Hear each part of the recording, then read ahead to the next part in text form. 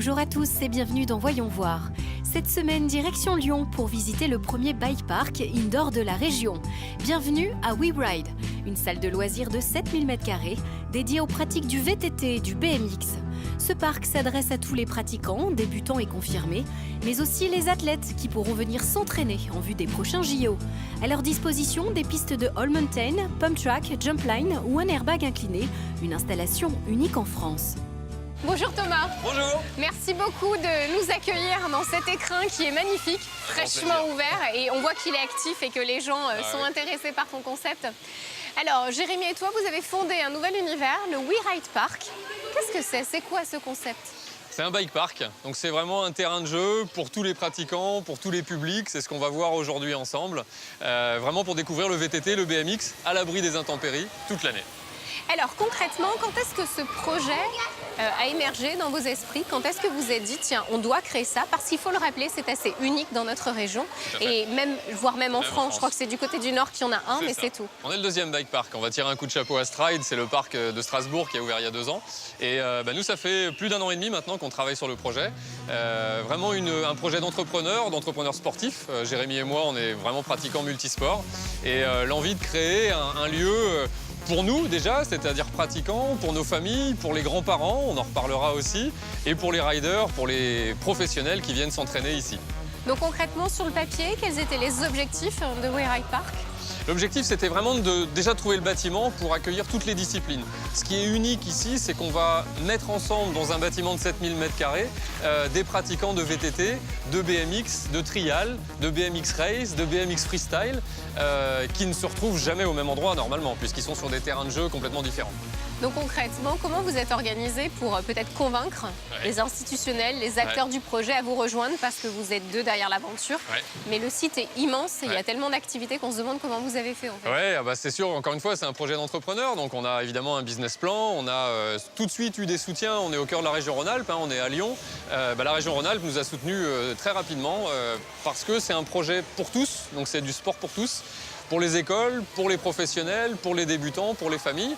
Donc ça a été une étape importante pour nous. On a également le réseau Entreprendre, qui est une autre structure nationale, pour le coup, qui nous a soutenus sur le plan financier.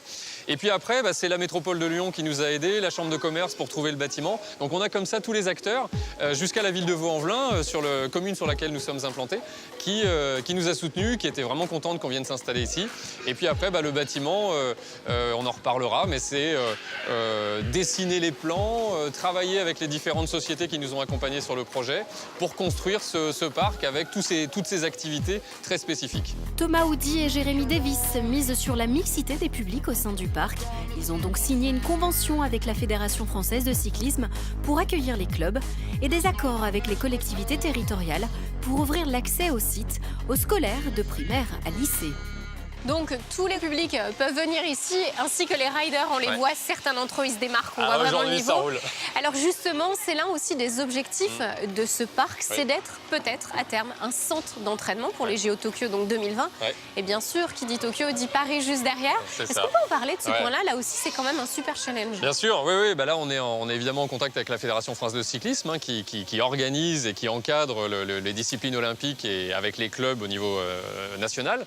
Il se trouve qu'en région Auvergne-Rhône-Alpes, on a le plus grand nombre de clubs, le plus grand nombre de pratiquants de BMX Race, énormément de pratiquants de VTT, donc c'était vraiment un terrain fertile. Et par rapport donc aux Jeux Olympiques, on est sur une démarche effectivement avec une ambition, avec ce qu'on voit peut-être derrière nous, qui est l'airbag, et puis d'autres modules avec des bosses, etc., qui sont freestyle. Et ça, c'est la nouveauté. En 2020 et en 2024, on a donc le BMX freestyle qui va être sport olympique. Et on a effectivement aujourd'hui autour de nous des pratiquants qui pourront prétendre à aller chercher des médailles. Donc nous, l'objectif, effectivement, ça va être d'utiliser cette structure en synchronisation avec la fédération et avec les riders pour organiser une Freestyle Academy, si on est un petit peu ambitieux.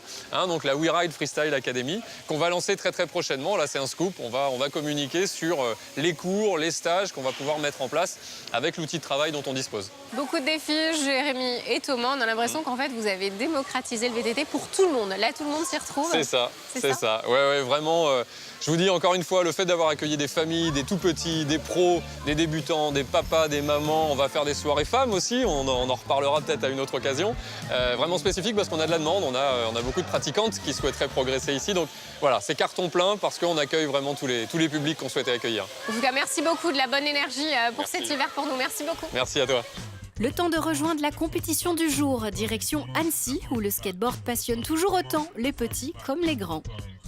Et maintenant, on saute vers l'avant, on ouvre la main et on fait le pitch. Très bien. Depuis bien des années déjà, Ram transmet sa passion du skate aux jeunes générations. Un mode de vie, mais aussi un apprentissage, de l'équilibre, de la peur et de soi-même. Le skate, alors ça donne envie, ça paraît facile quand c'est bien fait, mais c'est quelque chose qu'il faut apprendre et qui est très dur. Et donc, ça fait une espèce de sélection aussi. Et c'est là qu'on voit la mentalité de chacun, de chaque personne.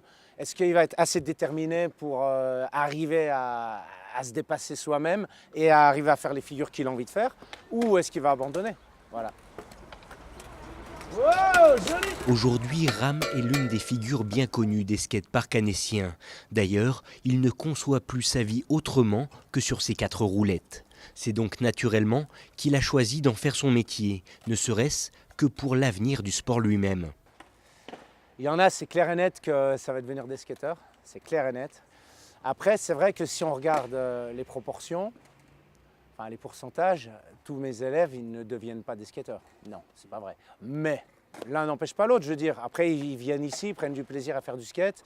Après, bon, il y a les études, ils vont se trouver une copine, ils vont déménager, ils habitent à la campagne. Pour X raisons, ils ne peuvent plus faire de skate. C'est pas très grave, au moins ils en ont fait à un moment donné. Et puis moi, mon but, c'est de leur faire découvrir, c'est de transmettre cette passion. Et surtout, si je fais ça, c'est pour le skateboard. C'est pour développer encore plus le skateboard.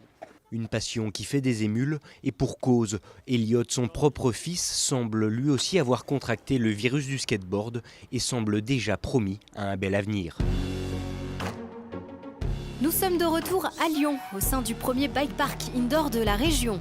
Parmi les vététistes du jour, des riders confirmés venus de notre région et de toute la France pour un challenge sur 3 disciplines, jumpline, freestyle et pump track. Pour juger la compétition, PEF, un freerider lyonnais à la renommée internationale.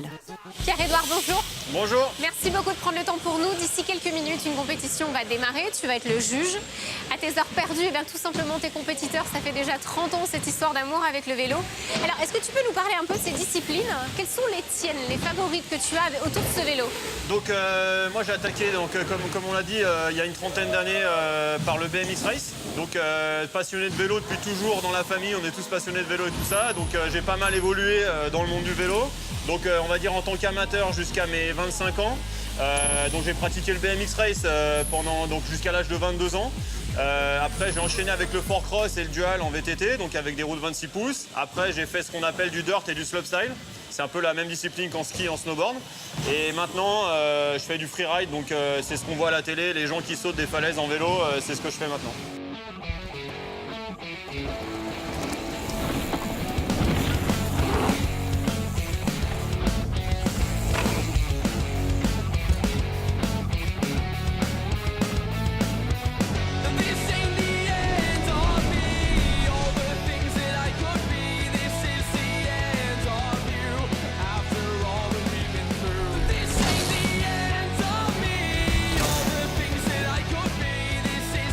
Alors derrière nous, ils s'amusent, les compétiteurs. Voilà. Une compétition de jumpline dans laquelle Exactement. tu es juge. Voilà. Donc aujourd'hui, tu vis pleinement de ce vélo et tu Ouais. as beaucoup de recul dessus pour juger justement cette nouvelle génération. Explique-nous, c'est quoi un bon rider dans la compétition qui va démarrer d'ici quelques minutes? Qu'est-ce que tu vas essayer de chercher? D'accord, donc juste pour préciser aux gens l'histoire de la jumpline. Donc en fait, si vous voulez, un tout petit bref aperçu. Donc ce que vous avez derrière vous, on est dans un hangar, dans un local en indoor avec des modules en bois. En fait, à l'origine, c'est un sport qu'on pratique, qui a commencé aux États-Unis, on va dire, dans les années 90, où les gens construisaient des bosses en terre, en fait, sur des terrains vagues. Et c'est de là qu'est née cette discipline qu'on appelle le dirt, qui a commencé par le BMX, mais qui se pratique aussi maintenant en VTT. Donc moi, c'est une discipline que j'affectionne tout particulièrement, mais c'est une discipline qui est très anarchique, parce qu'il n'y a pas énormément de gens. Voilà, là, il y a un pneu qui éclate, ça arrive souvent. C'est une discipline qui est assez anarchique, parce que c'est vraiment des petits groupes de personnes qui se fabriquent leurs bosses à la main, donc c'est vraiment pas mainstream. Et là, du coup, grâce à des structures comme WeRide, on est arrivé en indoor pour les gens, parce que l'hiver, donc forcément, c'est des bosses en terre, donc ça roule pas quand il pleut et tout ça. Donc là, grâce à des structures comme WeRide, on arrive à faire des structures qui sont toutes en bois comme ça, tout condensé dans une petite salle. On peut rouler tous ensemble, où il y a zéro entretien, parce qu'une fois que les bosses sont faites, on a juste à venir rouler en fait. Donc nous, on voit ça vraiment d'un très bon œil. Après, au niveau du jugement, clairement, les critères sont très simples. Donc ça va être, c'est quand même une discipline qui est vraiment basée sur le style. Donc c'est vraiment l'amplitude, le style du rider, la fluidité, s'il atterrit bien dans les réceptions, s'il tape pas à chaque fois sur la bosse. Et après, on va juger forcément la hauteur, la difficulté des figures réalisées. Donc il y a tout un tas de figures, on tourne le guidon, on tourne le vélo, on fait des backflips, on fait des 360. Et après, on peut mélanger tout ça. On peut faire un backflip en tournant le guidon. Et donc le but, les tricks sont très importants, mais le but, c'est d'arriver à réaliser tout ça avec vraiment une grosse notion d'esthétisme. Il y a de fluidité. Voilà. Il y a un rider qui va peut-être monter beaucoup plus haut, comme par exemple un Louis Reboul, avec des tricks, on va dire, plus simples. Mais lui, il va être très bien jugé par rapport peut-être à un autre rider qui va, comme on dit, faire un peu du jeté de viande. Donc il va se balancer en l'air, faire des tricks impressionnants, mais taper entre les bosses, repédaler. Il va perdre en fluidité en fait. C'est un petit peu comme du patinage artistique en fait.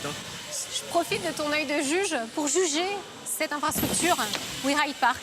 En quoi c'est une bonne chose pour vous, ou en quoi est-ce que il manque encore des choses, on est en train d'évoluer. Comment tu peux le juger, ce projet-là que Thomas et Jérémy ont mis en place? Voilà, donc en fait, moi, je vois vraiment ça d'un très très très bon œil, parce que c'est vrai que jusqu'à cette année sur Lyon, tout du moins, les pratiquants lambda, parce que nous, moi, ça fait 15 ans que je suis pro en VTT, enfin 13 ans que je suis pro en VTT. J'ai eu la chance d'acquérir un terrain. On a toujours eu des terrains pour s'entraîner, en fait, sur des terrains privés. Donc nous, on a toujours eu des structures. Mais c'est vrai que pour le grand public, c'était un sport qui était extrêmement saisonnier. Donc l'été, on va à la montagne, on achète un pass, on fait des remontées en navette, on roule avec des vélos de descente. L'hiver, on rentre à Lyon, qu'est-ce qu'on fait? Il pleut, machin, on va faire les courses, on va au cinéma, on fait plus de vélo. Mais maintenant qu'il y a cette structure-là, les jeunes, ils peuvent venir le week-end, en semaine, le soir, en sortant du boulot, avec leurs parents ou sans leurs parents. Ils peuvent venir ici. Comme en station, ils payent un droit d'entrée pour utiliser les structures, une assurance et tout ça, et ils viennent profiter des infrastructures. Donc ça, pour notre sport, c'est fantastique. C'est du bonus. Et la compétition va commencer. Je crois que le DJ t'appelle, la musique vient de démarrer. Ça marche. Merci beaucoup, Pep. Aucun problème, merci à vous de vous intéresser à notre sport. Au revoir. Les prochains JO se tiendront en 2020 puis 2024 à Paris. Avis donc aux riders du monde entier. C'est aujourd'hui chez nous qu'il faut s'entraîner pour gagner.